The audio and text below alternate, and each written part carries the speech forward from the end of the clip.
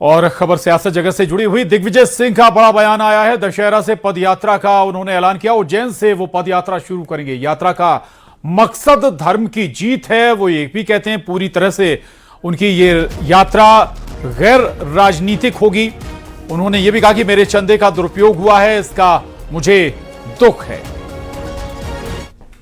राम मंदिर चंदा चोरी मामले में मध्य प्रदेश के पूर्व मुख्यमंत्री दिग्विजय सिंह मेरे साथ हैं। सर, कल राम मंदिर ट्रस्ट की बैठक हुई थी और उसमें चंपत राय साहब का इस्तीफा मंजूर कर लिया गया। राम मंदिर आंदोलन से आप शुरू से जुड़े हैं, आप चंदा देते थे जब वो शिलाएं जब रखी जा रही तब से लेके और जब तक ये निर्माण हुआ उसमें भी आपने चंदा दिया। अब आप चंदे को वापस मांग रहे हैं। नहीं, मैं देखिए चंदे को वापस मांग नहीं रहा हूं। मुझे दुख इस बात का है कि मेरे चंदे का दुरुपयोग हो रहा है।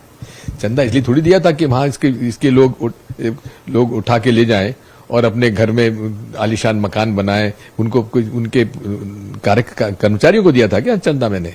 इसलिए तो मैंने कहा कि अगर ये इसका सदुपयोग नहीं हो रहा है तो मुझे वापस दीजिए, मैं रामालय ट्रस्ट में जमा करा दूंगा जो नरसिम्हा राव जी ने प्रपोज किया था, जिसका ट्रस्टी सारे हमारे शंकराचार्य हैं। सर, आप एक पदयात्रा भी शुरू कर रहे हैं दशहरे से उज्जैन से, उसका मकसद क्या है? मकसद है अधर्म पर धर्म की विजय। हम जब हिंदू जो कहते हैं धर्म की जय हो, अधर्म का नाश हो, प्राणियों में सद्भाव ना हो और विश्व का कल्याण हो, यह है सनातन धर्म। उज्जैन में भी तो घोटाले का आरोप लगाते हैं, आप काशी में भी लगाते हैं। बिल्कुल लगा। जहां बीएचपी है, आरएसएस है, वहां घोटाला है, ये मान के चलो। तो ये घोटाले को उजागर होंगे सर? बिल्कुल होना चाहिए, लेकिन यहां जब खुलेआम घोटाला हुआ है, यही उजागर नहीं कर पा रही है यूपी की सरकार और केंद्र सरकार, तो क्या उम्मीद करें इनसे?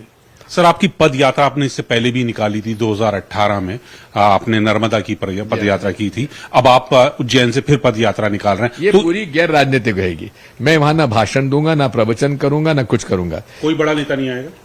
नेता जिसको आना आया, मैं किसी को रोकूं क्या? क्यों?